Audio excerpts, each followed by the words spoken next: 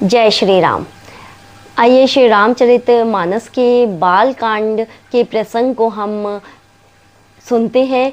पिछले प्रसंग में हमने जाना कि गोस्वामी तुलसीदास जी जो है सज्जन और असज्जन दोनों की वंदना करते हैं और उन्हें प्रकृति के तत्व के साथ उनकी उपमा करते हैं। जैसे वो बताते हैं कि धुआं जो है कालिख कहलाता है और वही धुआं जो है हमें शास्त्र और वेद लिखने में सुंदर सिहाई के समान होता है और वही धुआं जब जल में मिलकर ऊपर आकाश पर जाता है और फिर वर्षा के रूप में आता है तो वो हमें जीवन दान प्रदान करता है। तो उसी तरीके से जो संगति जो है वो बहुत ज़्यादा महत्व देती है कि अगर असज्जन पुरुषों का साथ है तो आप वो कालिख कहलाएगा और सज्जन पुरुषों का साथ है तो वो सुंदर सिहाई की तरह बन जाएगा।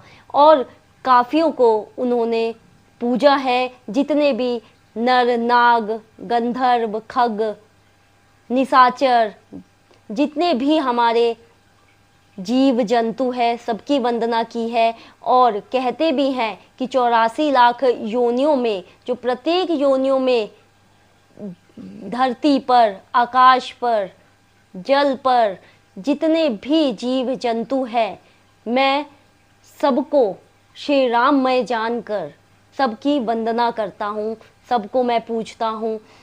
सिया राम मैं सब जग जानी, हर किसी को राममय जानकर मैं सबकी वंदना करता हूँ। तो चलिए अब हम आगे बढ़ते हैं। पिछला जो हमारा चौपाई थी हम कहाँ पर थे, हम उसे मैं पढ़ती हूँ।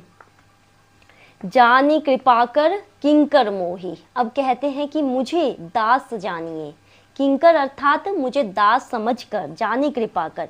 सब मिली करहूँ छाड़ छल छोहूँ। और सब लोग मिलकर और छल छोड़कर मुझ पर कृपा करें। अब मैं ये श्री रामचरितमानस ये ग्रंथ लिखने जा रहा हूँ तो सब मिलकर मुझ पे कृपा करें। वो पूरे जगत को कह रहे हैं कि मैं तो बहुत ही, मेरी बुद्धि जो है बहुत ही मंद बुद्धि है, मेरी बुद्धि जो है बहुत छोटी है इस ग्रंथ को लिखने के लिए। तो वो सबसे याचना कर रहे हैं। निज बुद्धि बल भरोस मोहि नाही। मतलब मेरी बुद्धि, निज बुद्धि, मेरी अपने मन की बुद्धि और बल का भरोसा नहीं है। ताते विनय करऊं सब पाही। इसलिए मैं आप सबसे विनय करता हूँ। यहाँ पर तुलसीदास जी जो है सबसे आग्रह कर रहे हैं, सबसे याचना कर रहे हैं और यहाँ पर कह रहे हैं सबसे बड़ी बात है कि यहाँ पे छल छोड़ना पड़ेगा। छल छोड़कर आप सब मुझ पर कृपा करें। जितने भी जीव जंतु है इस संसार के सब मुझ पर कृपा करें। करन चाहूं रघुपति गुण गाहा। अब यहाँ क्या कह रहे हैं कि मैं श्री रघुनाथ जी के गुणों का वर्णन करना चाहता हूँ। करन चाहूं लघुमति मोरी चरित अफगाहा। सूजना एकौ अंग उपाऊ मनमति रंग मनोरथ राहु। अब यहाँ पर क्या कह रहे हैं, लघुमति मोरी मतलब परंतु मेरी बुद्धि जो है बहुत ही छोटी है, बहुत ही सूक्ष्म है मेरी बुद्धि। चरित अवगाहा, श्री राम जी का जो चरित्र है, श्री रामचरित मानस का जो चरित्र है वो तो अथाह समुद्र है और मेरी बुद्धि उसके आगे बहुत ही छोटी है। सूझना एकौ अंग उपाओ। और यहाँ वो क्या कहते हैं, इसलिए मुझे उपाय का एक भी अंग नहीं सूझ रहा। मतलब लेश मात्र, यहाँ पर कहते हैं कि वो मुझे उपाय का एक लेश मात्र नहीं सूझ रहा है। यहाँ पर लघु अर्थात छोटी, गुणगाहा अर्थात गुणों का वर्णन करना, गुणों का समुद्र, अवगाहा अथा अतः अतः। तो यहाँ पर वो क्या कह रहे हैं, करन चाहूं रघुपति गुण गाहा। अगर मैं श्री रघुनाथ जी के गुणों का वर्णन तो करना चाहता हूँ लेकिन उसके लिए मेरी बुद्धि जो है बहुत छोटी है। मैं किस मुंह से मैं उनका इतना जो स्वरूप है, उनका जो अथाह स्वरूप है, उनका जो चरित्र है समुद्र की भांति, तो मैं कैसे करूं। मैं तो उसके समान एक लेश मात्र भी मेरी उसकी बुद्धि नहीं है। देखिए इतना बड़ा ग्रंथ गोस्वामी तुलसीदास जी ने लिख दिया है और तब भी वो बोलते हैं कि मैं उनका जो चरित्र है सिर्फ 1% भी नहीं जान पाया हूँ, लेश मात्र श्री राम जी का चरित्र, और मैं ये लिखने जा रहा हूँ ग्रंथ। मन मति रंग मनोरथ राव। अब यहाँ पर क्या कह रहे हैं, मेरे मन और बुद्धि दोनों कंगाल है, मेरा मन और बुद्धि दोनों कंगाल है। मन रंग मति रंग, मन मति और रंग दोनों कंगाल है, किंतु मनोरथ जो है राजा है। मन राजा है, मति भले कंगाल होगी, इसलिए वो उसे लिख पाए हैं। प्रभु श्री राम जी के प्रति जो भक्ति और जो श्रद्धा है वो हमें ये जो चौपाई है वो दर्शाती है कि इंसान का ज़रूरी नहीं है कि उसे बहुत चीज़ें आती हों, बस दिल में श्रद्धा होनी चाहिए। जैसे गोस्वामी तुलसीदास जी के दिल में श्रद्धा थी, तब वो ये जो ग्रंथ है वो लिख पाए। मति अति नीच ऊंची रुचि आछी, अब चाहूं अमऊ जग जूरई न छाछी। अब वो क्या कह रहे हैं कि मेरी जो बुद्धि है अत्यंत नीची है और चाह जो है बहुत ऊंची है। मति अति मतलब मेरी बुद्धि, नीच ऊंची रुचि आछी, और बुद्धि जो है बहुत ही ऊंची है। चाहूं अमऊ जग जूरई न छाछी, चाह तो अमृत पीने की है, अमऊ अर्थात अमृत, चाहूं अमऊ जग इस जगत में, जुड़ई न छाछी लेकिन जगत में जुड़ती छाछ भी नहीं हूँ। मतलब वो अपने आप को बता रहे हैं कि मैं कितना मतलब मैं कितना अनिपुण हूँ मैं इसे लिखने में, कि मेरी चाह तो अमृत पीने की है लेकिन मैं इस जगत में छाछ भी नहीं हूँ। तो लिखने से पहले जो है गोस्वामी तुलसीदास जी बोल रहे हैं कि रामचरितमानस जो है, श्री राम जी का जो चरित्र है वो अथाह समुद्र है, और मैं तो उसमें लेश मात्र उनका जो चरित्र है वो जान भी नहीं पाया हूँ। क्षमहि सज्जन मोरी ठिठाई, अब यहाँ पर क्या कह रहे हैं, ठिठाई अर्थात परिहास, मजाक उड़ाना। अब वो कह रहे हैं कि क्षमो, मुझे क्षमा कर देना, मेरे इस परिहास को क्षमा कर देना।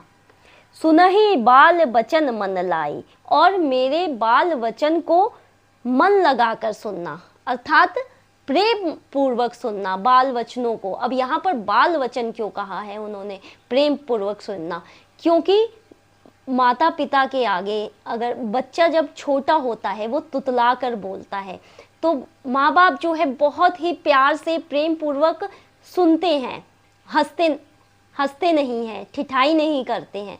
तो वैसे ही गोस्वामी तुलसीदास जी कहते हैं कि मेरा ये जो बाल वचन है, जैसे मैं राम जी का चरित्र बताने जा रहा हूँ, लिखने जा रहा हूँ, तो वैसे ही आप सुनिएगा जैसे माँ बाप जो है अपने बच्चों का जो तोतले वचन बोलते हैं वो सुनते हैं। जो बालक कहा तोतरी बाता, अब कह रहे हैं जैसे बालक जब तोतला बोलता है, जो बालक कहा तोतरी बाता सुनहि मुदित मन पितु अरु माता, और उसके जो माता पिता जो हैं उन्हें प्रसन्न मन से सुनते हैं। मुदित अर्थात बहुत ही प्रसन्न मन से सुनते हैं, दिल लगाकर सुनते हैं। सुनहि मुदित मन पितु अरु माता, माता पिता। हसहि कुर कुटिल कुबुचारी, अब यहाँ पर कौन हंसता है, किंतु कुरूर, हसहि कुरूर, कुटिल और कुविचारी मतलब बुरे विचार वाले लोग, कुरूर हो गए, कुटिल बुद्धि वाले हो गए, बुरे विचार वाले लोग जो हैं, और जो दूसरों के दोषों को ही भूषण रूप से धारण किए रहते हैं। जे पर दूषण भूषण धारी, भूषण मतलब जो आभूषण धारण किए हुए किस चीज का, दूसरों के दोष निकालने का, तो वो ही लोग जो है परिहास करेंगे, वही लोग जो है मजाक उड़ाएंगे। हसहि कुर कुटिल कुबुचारी, मतलब कौन कौन हंसेगा, कुरूर हंसेंगे, कुटिल हंसेंगे, कुविचारी हंसेंगे, जे पे दूषण भूषणधारी, जिसने दूसरों के दोषों को ही भूषण रूप से धारण कर रखा है, अर्थात आभूषण बना रखा है, दूसरों के दोषों को आभूषण बना रखा है, तो वो ही जो है मजाक उड़ाएंगे। निज कंबित के ही लाग न नीका। अब यहाँ कंबित अर्थात कविता, कविता जो है, निज कंबित अर्थात जो मैंने ये जो कविता लिखी है, कि ही लाग न नीका, कहीं कुछ को अच्छी नहीं लगेगी, कि ही लाग न नीका, नीका मतलब उन्हें पसंद नहीं आएगी, नीक नहीं लगेगी कुछ लोगों को, ये जो मेरी कविता है। निज कंबित के ही लाग न नीका, सरस होऊं अथवा अति फीका। अब यहाँ पर क्या कहते हैं वो, अपनी जो कविता है, सब अपनी कविता तो मुझे अच्छी लगेगी ही लगेगी, यही कह रहे, रसीले हो या अत्यंत फीकी हो ये कविता, अपनी कविता किसे अच्छी नहीं लगती है। निज कविता मतलब अपनी कविता। जे पे भनती सुनत हर्षाई, ते बर पुरुष बहुत जग नाही। अब यहाँ पर क्या कहते हैं, किंतु जो दूसरों की रचना को सुनकर प्रसन्न होते हैं, जे पर भनीति, भनीति का मतलब क्या है, यहाँ पर प्रसन्न होते हैं जो दूसरों की कविताओं को सुनकर, अर्थात यहाँ पर देखिए समझाना क्या चाह रहे हैं तुलसीदास जी, इसका मतलब ये है जो दूसरों की खुशी में खुश हो जाए, दूसरों का काम बन रहा है उसमें खुश हो जाए, तो ऐसे सज्जन तो बहुत कम ही मिलते हैं। ते बर पुरुष, ऐसे जो सज्जन है बहुत जग नाही, बहुत नहीं है ऐसे जग में लोग जो दूसरों की खुशी में खुश हो जाएं। तो वही बोलना चाह रहे, निज कवित के ही लाग न नीका, कि ये जो मेरी कविता है, मेरी अपनी कविता जो है मुझे तो अच्छी लगेगी ही, ये रसीली कविता। सरस हो अथवा अति फीका, चाहे सरस हो चाहे वो फीकी क्यों ना हो, मुझे तो रसीली लगेगी ही लगेगी। लेकिन जे पर भनती सुनत हर्षाई, लेकिन जो इसे सुनकर खुश होंगे, दूसरों की रचनाओं को सुनकर खुश होंगे, तो तेबर पुरुष बहुत जग नाही, वो वैसे पुरुष जगत में बहुत कम ही मिलेंगे। तो यहाँ पे यही बताया जा रहा है कि मतलब अपने जीवन में भी हमें ऐसे ही रहना चाहिए, दूसरों की खुशी में खुश रहना चाहिए। गोस्वामी तुलसीदास जी का ये संकेत है इस चौपाई के माध्यम से। जग बहु नर सर सरी सम भाई। अब यहाँ पर क्या कहते हैं, हे भाई, जगत में तालाबों और नदियों के समान मनुष्य ही अधिक है। जे निज बाड़ी बढ़ई जल पाई। अब जो जल पाकर अपनी ही बाढ़ से बढ़ते हैं, मतलब जगत में तो तालाबों और नदियों के समान मनुष्य तो अधिक है, लेकिन जो जल पाकर अपनी ही बाढ़ से बढ़ते हैं, मतलब अपनी ही उन्नति से वो प्रसन्न होते हैं। सज्जन सकृत सिंधु सम कोई। हाँ, अब यहाँ पर क्या कह रहे हैं, समुद्र सा तो कोई एक ही बिरला सज्जन होगा, मतलब यहाँ पर अपनी बढ़ाई तो हर कोई करता है, मतलब अपने मुंह मियाँ मिट्ठू होना तो हर को ही करेगा, लेकिन समुद्र सा जो सारी नदियों को अपने अंदर समा लेती है, जो सारी नदियों को अपने अंदर समा लेती है, तो वो तो एक विरला ही पैदा होता है। सज्जन सकृत सिंधु सम कोई, मतलब समुद्र सा तो कोई एक विरला ही सज्जन होता है। देखी पूर्व विधु बाड़ई जोई। क्या कहते हैं, जो चंद्रमा को पूर्ण देखकर उमड़ पड़ता है, अर्थात दूसरों को खुश देखकर वो भी प्रसन्न होता है चंद्रमा के समान। तो वही बताना चाह रहे हैं, जग बहु नर सर समी भाई। जगत में बहुत होंगे, कैसे, तालाबों और नदियों जैसे तो बहुत होंगे, लेकिन जो समुद्र है वो कोई एक विरला ही होगा, जो सभी अपने जो जितने संसार के जितने भी कष्ट हैं, जितनी भी खुशियां हैं, जितना सब कुछ है, वो समुद्र जैसे अपने अंदर उड़ेल लेता है ना, नदियों का पानी, झरनों का पानी, तो वैसे ही समुद्र की तरह बनना चाहिए, हमें एक बिरला ही पैदा होता है। अब यहाँ पर दोहा है, भाग छोट अभिलाषु। अब बड़ करऊं एक विश्वास, भाग छोट अभिलाषु बड़ करऊं एक विश्वास, पैहि सुख सुनि सुजन सब खल करहि उपहास। अब यहाँ पर क्या कहते हैं, मेरा भाग्य छोटा है, भाग छोटे अभिलाषु। यहाँ पर कहते हैं भाग छोटा है, बड़ करऊं एक विश्वास, लेकिन मुझे एक विश्वास है, परंतु मुझे एक विश्वास है, पैहि सुख सुनि सुजन, मतलब इसे सुनकर सज्जन सभी सुख पावेंगे। खल करहि उपहास, खल अर्थात दुष्ट जो है वो उपहास ही करेंगे, लेकिन सज्जन जिनके हृदय में प्रभु श्री राम जी की भक्ति है वो तो इसे सुनकर सुख पाएंगे, लेकिन जो खल होंगे, खल करहि उपहास, उपहास मतलब मजाक ही उड़ाएंगे, हंसेंगे। खल परिहास हो ही हित मोरा, मतलब किंतु दुष्टों के हंसने से मेरा हित ही होगा। काक कहें कल कंठ कठोरा, अर्थात मधुर कंठ वाली, कल कंठ, कल कंठ बोले तो कोयल, और काक कौवा, काक कहें कल कंठ कठोरा, जैसे मधुर कंठ वाली कोयल जो है कौवे तो कठोर ही कहते हैं, मतलब कौवे जो हैं कोयल को कहेंगे मेरी आवाज़ मधुर है। कौवा हमेशा कहता है, सोचता है कि मैं मधुर बोलता हूँ, वो कोयल को हमेशा उसका परिहास ही करेगा। तो वैसे ही जो दुष्ट पुरुष है, असज्जन लोग हैं, वो क्या है, कौवे की भांति हैं, सिर्फ काय काय ही करेंगे और कोयल पर परिहास उठाएंगे। खल परिहास होई हित मोरा, खल अर्थात दुष्टों के परिहास से भी, दुष्ट अगर मजाक उड़ाएंगे तो उसमें मेरा हित ही है। जैसे कौवे जो है कोयल को ही कठोर बोलते हैं। हंस ही बक दादुर चात कहीं, अब यहाँ पर क्या बोल रहे हैं, हंस ही, हंस यहाँ पे बोल रहे हैं जैसे बगुले हंस को और मेंढक पपीहे पर हंसता है।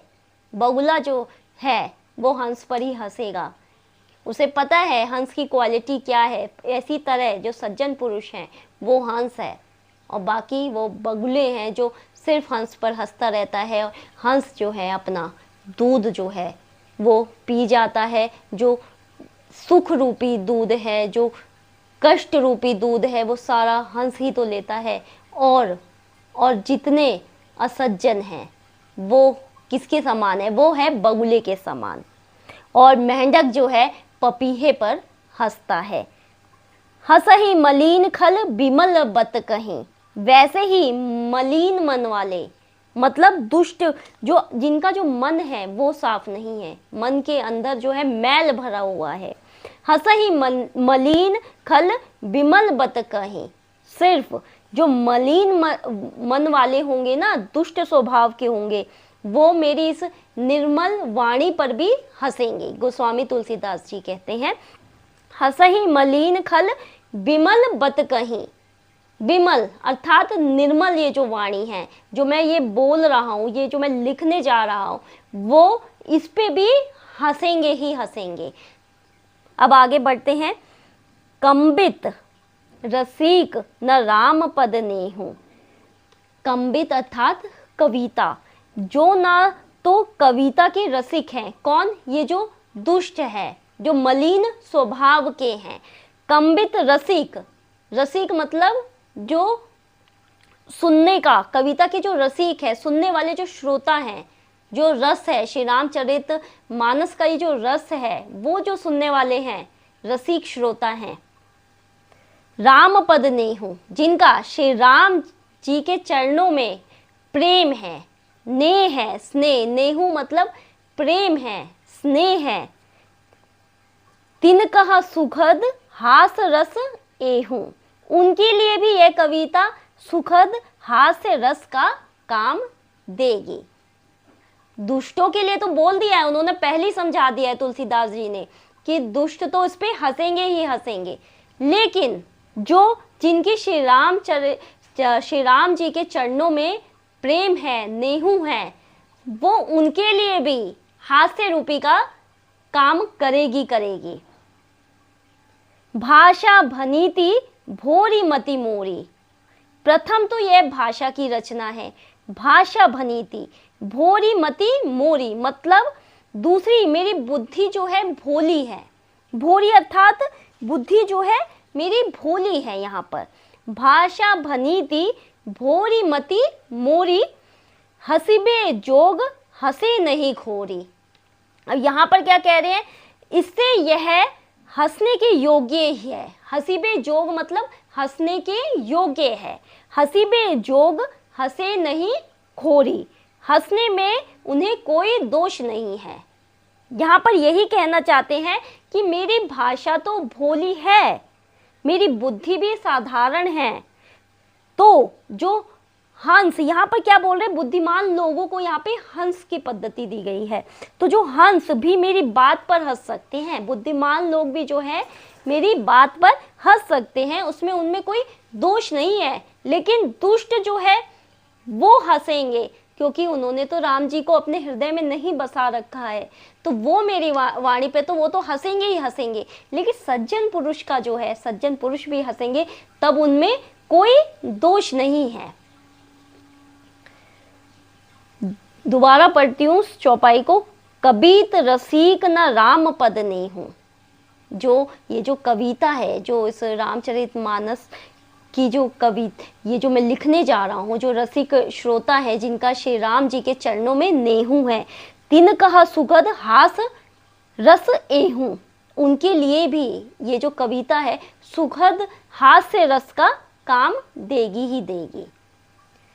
प्रभुपद प्रीति न सामझो नी की, प्रभुपद प्रीति न सामझू नी की, तिनहि कथा सुनी लागही फीकी।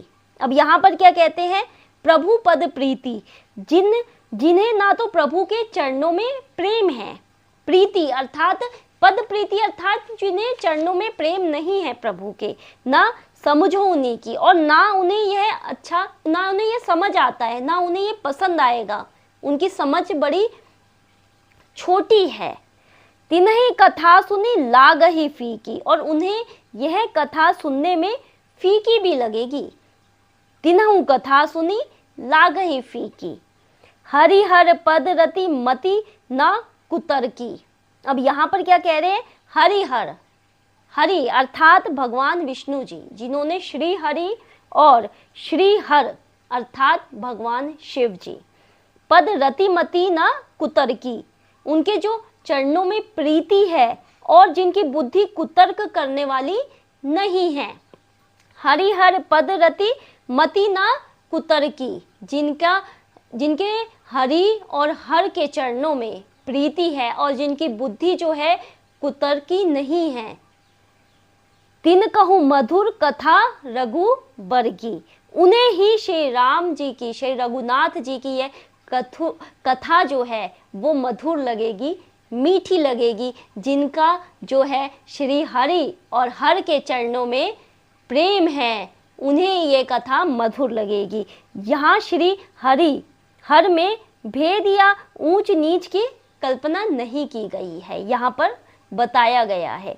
तो यहाँ क्या कह रहे हैं, प्रभुपद प्रीति न सामुझी नी की, मतलब जिन्हें ना तो प्रभु के चरणों में प्रेम है, प्रभुपद प्रीति, और जो समझ नहीं सकते, और इस जो कथा है, ये जो मैं ग्रंथ लिखने जा रहा हूँ, वो उन्हें समझ नहीं आएगी। तिन्हीं कथा सुनी लागही फीकी, किन्हें फीकी लगेगी, जिन्हें प्रभु के चरणों में प्रेम नहीं है, तो ना वो समझ पाएंगे इसे, और उन्हें ये कथा जो है फीकी लगेगी। और ये कथा किन्हें मधुर लगेगी, जिनका श्री हरि और हर के चरणों में प्रेम है, नेहू है, उन्हें ये जो कथा है वो जो है मधुर लगेगी। राम भक्ति भूषित जिय जानी, सुनहु सुजन सराहई सुबानी। अब राम भक्ति भूषित, भूषित का मतलब है जो राम की भक्ति में लीन है, भूषित, भूषण धारण कर रखा है, मतलब आभूषण बना रखा है राम की भक्ति को ही। तो यहाँ पर क्या कहते हैं, राम भक्ति भूषित जिए जानी, सुनो सुजन सराही सुबानी। मतलब सराहना करते हैं इस सुंदर वाणी की, वो सराहना करते हैं जो सज्जन गण जो है, इस ये जो रामचरित मानस है उसमें उनका प्रेम है, वो उसमें लीन है, तो वो इस सुंदर वाणी की जो है सराहना ही करेंगे। कभी ना होई नहीं बचन प्रवीणु, सकल कला सब विद्याहीनु। मतलब कौशल और विद्या की बात की गई है यहाँ पर। प्रवीण अर्थात चतुर। कभी ना होई ना नहीं बचन प्रवीणु। अब यहाँ पर वो क्या बोल रहे हैं कि मैं ना तो कवि हूँ, ना वाक्य रचना में ही कुशल हूँ। कभी ना हो, कवि नहीं हूँ, और बचन प्रवीणु मतलब वाक्य जो मैं बोलना या शब्द की रचना है, प्रवीण भी नहीं हूँ। प्रवीणु अर्थात प्रवीण नहीं हूँ। मैं तो सब कलाओं तथा सब विद्याओं से रहित हूँ। सकल कला अर्थात सब कलाओं से, सकल अर्थात सब कलाओं से, और सब विद्याहीन हूँ। मतलब मैं कलाओं से भी, सारी कलाएं जो है, सब विद्या से मैं हीन हूँ। तो यहाँ पर तुलसीदास जी क्या कहना चाह रहे हैं, यही कह रहे हैं कि तुलसीदास जी अपने आप को जो है अकुशल बताते हैं, असक्षम बताते हैं। पहले ही दुष्टों को आगाह कर दिया है कि मेरी बुद्धि तो बहुत ही छोटी है ये राम जी का चरित्र वर्णन करने में। तो वो यही कह रहे हैं कि जो उन पर हंसेंगे भी, तो उन्होंने पहले ही बोल दिया है कि जो दुष्ट हैं वो तो हंसेंगे ही हंसेंगे, क्योंकि सकल कला, मैं सभी कलाओं और विद्या में हीन हूँ। और कभी ना होई, ना मैं कोई कवि हूँ, कभी ना होई। बचन प्रवीण हूँ, और ना मैं वाणी से भी प्रवीण हूँ। बस ये तो प्रभु श्री राम जी की ही कृपा है जो मैं इतना बड़ा ग्रंथ लिखने जा रहा हूँ। राम भक्ति भूषित जिए जानी। जो सज्जन गण हैं, जो श्री राम जी की भक्ति को जानते हैं, वो ही मेरी इस सुंदर वाणी को सराहेंगे, पूजेंगे मेरी इस सुंदर वाणी को। अब आगे बढ़ते हैं। आखर अर्थ अलकृति नाना, छंद प्रबद्ध अनेक विधाना। भाव भेद रस भेद अपारा, कवित दोष गुण विविध प्रकारा। अब यहाँ पर क्या कहते हैं, आखर अर्थ अलकृति नाना, मतलब नाना प्रकार के, अनेक प्रकार के। आखर अर्थात अक्षर, अर्थ अर्थात जो अर्थ, कैसे अक्षर, अर्थ वाले अक्षर। अलंकृति अर्थात जो अलंकार, और छंद, ये जितने भी हमारे वेद ये कैसे बनाए गए हैं, जिसमें अर्थ हो। कैसे अर्थ हो, ये मैंने आपको शुरू में ही बताया था मंगलाचरण में।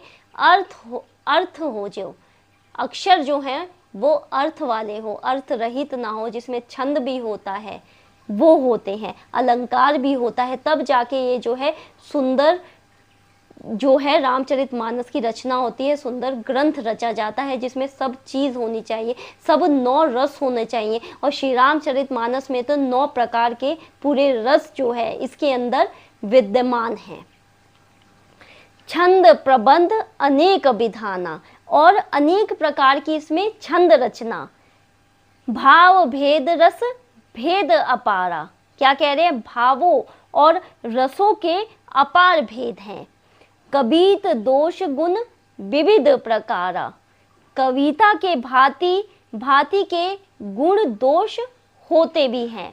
अब यहाँ पर यही बता रहे हैं कि इसमें नाना प्रकार के अक्षर है, अर्थ सहित अक्षर हैं, छंद है, अलंकार तो है ही है, साथ में भावों और जो रस के अपार इसमें भेद हैं। भाव भेद रस भेद अपारा, मतलब भावों और जो रस हैं इसमें भेद तो होगा इसमें। कवित दोष गुण विविध प्रकारा, कविता के भांति भांति के इसमें गुण और दोष होते हैं। तो यहाँ पर क्या बता रहे हैं तुलसीदास जी, यहाँ पर यही बता रहे हैं अपने कविता के माध्यम से, अपना ये जो इन्होंने ग्रंथ लिखा है, यही कहना चाह रहे हैं कि जो वाणी का जो महत्व है और इसका प्रभाव जो है कितना इम्पॉर्टेंट होता है। तो इसीलिए हमारी जो वाणी होनी चाहिए, कैसी होनी चाहिए वाणी, जो सिर्फ जो है जब बोले तो अच्छा बोले, ऐसी वाणी होनी चाहिए। तब जाकर ये जो ग्रंथ है वो लिखा जाता है। और ये सिखा रहे हैं समाज को कि ज्ञान और बुद्धिमत्ता का महत्व कितना होता है। ज्ञान भी होना चाहिए, तब जाके आप इस रामचरितमानस को समझ पाएंगे। और भक्ति और श्रद्धा का कितना महत्व है, बिना भक्ति और श्रद्धा के हम राम जी को पा ही नहीं सकते हैं। भक्ति अर्थात जो है भक्ति पार्वती माता को कहा जाता है और श्रद्धा जो है शिव जी को कहा जाता है। तो बिना इनके, भक्ति और श्रद्धा के, तो ये संभव ही नहीं है कि हम जो राम कथा जो है हम समझ पाए। और मानव जीवन में जो अच्छे गुणों की जो आवश्यकता है वो इसमें बताया गया है। सारे रस जो है इसमें बताए गए हैं। जीवन में आने वाली जो चुनौतियों का जो सामना कैसे करें वो इसमें बताया गया है। उनकी चौपाइयों में जो जीवन के अनुभव, धार्मिक और नैतिक मूल्यों के साथ साथ मानव जीवन की जटिलताओं का भी वर्णन किया गया है, वो हम आगे जानेंगे। ये जो सारी जो तत्व हैं जो गोस्वामी तुलसीदास जी जो है अपने इस श्री रामचरितमानस के द्वारा बताना चाह रहे हैं समाज को, तो यही इसमें बोल रहे हैं। कबीत विवेक एक नहीं मोरे, ये आगे का चौपाई है। कबीत विवेक एक नहीं मोरे, मतलब इनमें से काव्य संबंधी एक भी बात का ज्ञान मुझ में नहीं है। कबीत विवेक, सत्य कहूँ लिखी कागत कोरे, और कह रहे मैं सत्य कह रहा हूँ, भले मेरे को कोरे कागज में मेरे से लिखवा लो। मतलब तुलसीदास जी पहले ही कह रहे हैं कि मैं मंद बुद्धि हूँ, मेरी बुद्धि तो सूक्ष्म है और इसमें काव्य संबंधी जो है एक भी बात का मुझ में ज्ञान नहीं है। तब भी देखिए वो इतना बड़ा ग्रंथ लिख देते हैं। क्यों? प्रभु श्री राम जी की कृपा से। वो अपने आप को इसीलिए कहते हैं कि जो एक सज्जन पुरुष की पहचान क्या है कि उनमें अभिमान नहीं आना चाहिए। जैसे गोस्वामी तुलसीदास जी में नहीं आया, उन्होंने राम जी की कृपा से इतना बड़ा ग्रंथ लिख दिया, लेकिन वो अपने आप को हमेशा छोटा ही दिखा रहे हैं। तो यही होती है सज्जन पुरुष की पहचान कि उनमें कभी अभिमान नहीं आना चाहिए। कबीत विवेक एक नहीं मोरे, मतलब मेरे अंदर तो कोई भी काव्य रचना का, कोई भी मतलब काव्य संबंधी रचना का एक भी मेरे अंदर कोई विवेक नहीं है, एक भी बात नहीं है। ले सत्य कह रहा हूँ मैं, चाहे आप मेरे कोरे कागज पर लिखवा लीजिए। लिखी कागज कोरे, मतलब कोरे कागज पर लिखवा लीजिए। अब एक दोहा है उसको भी पढ़ लेते हैं। भनीति मोरी सब गुण रहित, विश्व विदित गुण एक, सो विचारी सुनहि सुमीति, जिनके विमल विवेक। अब यहाँ पर क्या कहते हैं? सुविचारी अर्थात सुमति अच्छी बुद्धि वाले। भनीति मोरी, मेरी रचना सब गुणों से रहित है। भनीति मोरी सब गुण रहित, ये जो मेरी रचना है सब गुणों से रहित है, सब गुण इसमें है। विश्व विदित गुण एक, बस इसमें जगत प्रसिद्ध एक गुण है, सब गुणों से तो रहित है ही, बस एक गुण मिलेगा इसमें। कौन सा? सो विचारी सुनहि सुमति, जिनके विमल विवेक। विमल मतलब बिना मल के, अर्थात एकदम मतलब जो निश्चल पाप रहित विमल विवेक, जिसका विवेक जो है उसे विचार कर अच्छी बुद्धि वाले पुरुष जिनके निर्मल ज्ञान है, बस इसको सुनेंगे। जो बिना मल के है, जो अपनी जो दृष्टि है उसको सुअंजन अर्थात सुंदर दृष्टि, वो ही उसे सुन पाएंगे, वो ही उसे समझ पाएंगे, वो ही उसे देख पाएंगे। उन्होंने पहले ही बता दिया है कि जिसका जो विवेक है वो विमल होना चाहिए, तभी वो इस ग्रंथ को समझ पाएगा। रामचरितमानस की इस कथा को, रामचरित्र को वो समझ पाएगा।